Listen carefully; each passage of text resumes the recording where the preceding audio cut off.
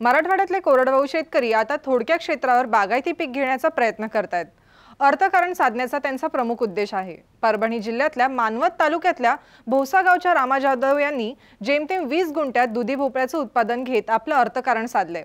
जवळपास 2 महिन्यात त्यांनी 70,000 रुपयांचा नफा कमावलाय, तर येत्या 2 महिन्यात आणखी 50,000 रुपयांचं उत्पन्न त्यांना मिळणार आहे। गेल्या सलग 3 वर्षांच्या दुष्काळानंतर शेतीचं नुकसान फारसं भरून येणार नसलं तरी दुधी भोपळ्यानं त्यांना नक्कीच दिलासा मिळालाय। आज आपण त्यांच्या शेतीची पाहणी करण्यासाठी परभणी जिल्ह्यात जाणार आहोत।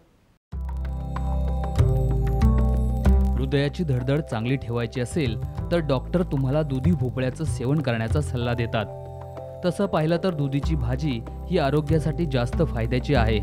हीच गोष्ट लक्षात घेत परभणी जिल्ह्यातल्या मानवत तालुक्यातल्या भोसा गावच्या रामा जाधव यांनी 20 गुंठ्यात दुधीची लागवड केली आहे। या कामात त्यांना कृषी विद्यापीठात शिकत असलेल्या विद्यार्थ्यांची तांत्रिक मदतही मिळाली आहे।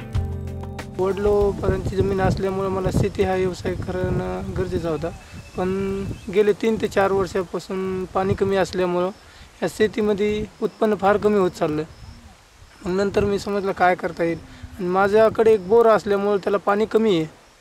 मग माझे एक मित्र भेटले होते, ते मला म्हणले की भाजीपाला जर शेतीमध्ये उत्पन्न काढलं तर अजून जास्त कमी पाण्यामध्ये जास्त उत्पन्न निघेल असं त्यांनी सांगितलं। पण हे विचार केल्याच नंतर वाटलं काय करावं असं।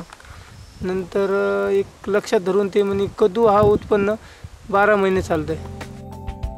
जाधव यांच्याकडे बोरवेल्सचं थोडकं पाणी उपलब्ध होतं। यावर त्यांनी उन्हाळ्यातच 20 गुंठ्यात भोपळ्याच्या 80 बियांची लागवड केली। 15 एप्रिल रोजी लागवड केलेल्या दुधीचं त्यांना 25 मे पासून उत्पादन मिळू लागलं। कद्दू हा पीक लावला, जवळपास माझ्याकडे पाणी एप्रिल महिन्यामध्ये काहीच नव्हतं, थोडं होतं। मी ड्रीप केल्याच्या नंतर 15 एप्रिलला मी हा प्लॉट लावल्याच्या नंतर माझा 15 एप्रिलच्या नंतर माझा खर्च काहीच नाही, 800 रुपयाच्या पुढ्या होत्या फक्त खर्च केला। आणि त्यावेळेस पैसा कमी असल्यामुळं खत व्यवस्थित वापर नव्हता। नंतर मी खताचा वापर केला, 500 रुपयाचा सुरुवातीला खर्च वापर केला। नंतर तिथून 25 मेमध्ये माझा प्लॉट सुरू झाला। त्यावेळेस मला जवळपास रोजचे 50 किलो कद्दू निघत होता। पाणी कमी असल्यामुळं 50वर 7 जूनपर्यंत तेच राहिला कद्दूला भाव सुरुवातीला 20 रुपये किलो होता, पण माल कमी निघत होता। ते ॲडजस्टमेंट होऊ लागलं, 50 किलो जरी निघालं तरी 20 रुपयाप्रमाणे आपल्याला जवळपास 1000 रुपये रोजचे येऊ लागले। दुधी भोपळ्याची शेती करण्यासाठी जाधव यांना फारसा खर्च आला नाही। जेमतेम खतं आणि कीडनाशकांचा वापर करत त्यांनी दुधीचं भरघोस उत्पादन घेण्यात यश मिळवलंय। माझं आतापर्यंत उत्पन्न सरासरी 70,000 रुपये झालं। पण माझं जे प्लॉट आहे याची जरा क्वालिटी चांगली असल्यामुळे माझे मित्र कृषी विद्यापीठामधले आले, त्यांनी सांगितलं हा प्लॉट आपला जवळपास 3 महिने चालेल। त्यांचं मार्गदर्शनाखाली थोडं चालू आहे माझ्यावालं। तर यावर आता आपण सरासरी जर धरली 1.5 महिन्यामध्ये 70,000 रुपये, अजून 2.5 महिने आपण धरायची सरासरी, 3 महिने जरी नाही चालला प्लॉट तर 2.5 महिने चालेल। तर माझं दररोजचं उत्पन्न 1,500 रुपये असं चालू आहे।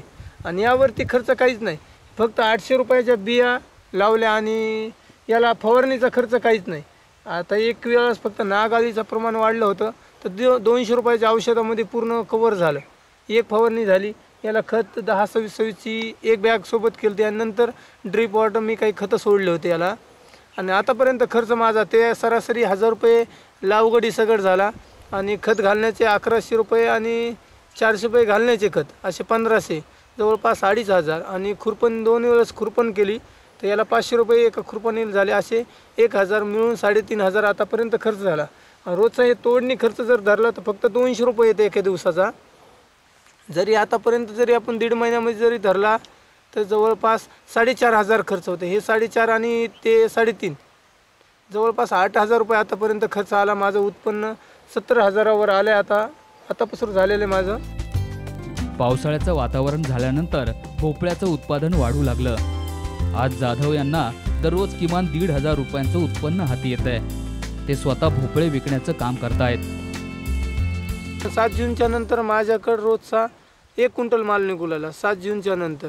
मग ते 1 क्विंटलच्या वेळेस जेव्हा माझा 1500 रुपये क्विंटल भाव चालू लागला, पण त्यावेळेस 1500 भाव हे थोडा कमी वाटल्यामुळे मी हात विक्रीने जवळपास 2 कॅरेट म्हणजे 40 किलो मी विकत होतो। तेव्हा मला 30 रुपये किलो प्रमाणे जवळपास 800 ते 900 रुपये ते येत होते आणि 1500 रुपये मार्केटमधले येत होते. जवळपास माझा पहिला 10 क्विंटल माल जे झाला ते 20,000 झाला.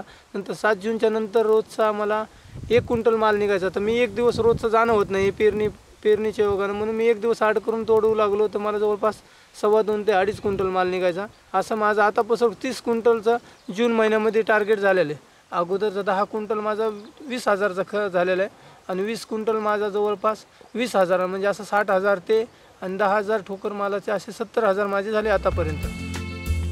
आतापर्यंत जाधव यांना भोपळ्यापासून 70,000 रुपयांचा किमान नफा मिळाला आहे. तर येत्या 2 महिन्यात आणखी 50,000 रुपयांचं उत्पन्न हाती येईल अशी त्यांना अपेक्षा आहे. अंदाजे 1.25 लाख रुपयांचा नफा त्यांना 20 गुंठ्यातल्या पिकातून मिळेल अशी अपेक्षा आहे. या शेतीसाठी त्यांना परभणीच्या वसंतराव नाईक मराठवाडा कृषी विद्यापीठात शिकणाऱ्या विद्यार्थ्यांकडून तांत्रिक मार्गदर्शनाची मदत मिळाली आहे. सततच्या 3 वर्षातल्या मागच्या दुष्काळामुळे शेतकरी अतिशय होरपळून गेल्यामुळे कृषी विद्यापीठाने काही विद्यार्थ्यांना मार्गदर्शनासाठी नेमणूक केलेली आहे शेतकऱ्यांच्या, आणि त्यामुळे सगळ्या विद्यार्थ्यांकडून मार्गदर्शन लाभून शेतकऱ्यांनी काहीतरी वेगळं यावेळी एक्सपेरिमेंट करून त्याच्यामध्ये पिकांमध्ये काय त्यांना नफा वाढवता येईल याकडे लक्ष देण्याचं ठरवलं होतं. आणि 20 गुंठ्यामध्ये यांनी राम जाधव यांनी म्हणजे कद्दूचं पीक घेऊन एक प्रेरणा दिली आहे बाकीच्या शेतकऱ्यांना, असं म्हणायला हरकत नाही. पारंपरिक पीक हे आजकाल सगळीकडेच पाहायला मिळतं, पण त्यामधून जास्त उत्पन्न आणि म्हणजे नफा तेवढा नाही मिळत, कारण पाण्याची कमतरता आणि खर्च बाकीचा खतांचा वगैरे खर्च. पण या सगळ्यांना एक प्रत्युत्तर देत राम जाधव यांनी एक चांगलं प्रेरणा दुसऱ्या शेतकऱ्यांसाठी एक दिलेली आहे असं म्हणायला हरकत नाही. रामा जाधव यांना आपल्या शेती कामामध्ये पत्नीचा मोठा हातभार लागतोय. रामा यांच्या पत्नीला भाजीपाला लागवडीपासून ते पीक काढून मार्केटला पाठवेपर्यंत सगळ्या कामात मोठी मदत करतायत. मालकाकडे दुकान असल्यामुळे कधीच काही शेतात येत नव्हतं, काहीच नव्हतं. नंतर आमच्या मालकानं शेती सुरू केली. शेती केल्यास नंतर दुसरे पिकं घेऊ लागलो तर काहीच पिकामध्ये उरत नव्हतं. मग नंतर पाऊस काळ कमी झाला. पाऊस काळ कमी असल्यामुळं पाणी कमी पडू लागलं. पाणी कमी पडल्याच्या नंतर मग काय करावं म्हणून काहीच म्हणजे सुचवलं नाही.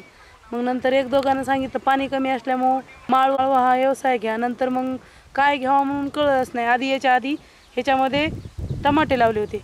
टमाटे खर्च पिकामुळं वाया गेले टमाटे. मग नंतर काय करावं म्हणून मग कद्दू हा प्लॉट लावला. कद्दू लावल्याच्या नंतर मग खूप चांगला कद्दूचा माल होऊ लागला.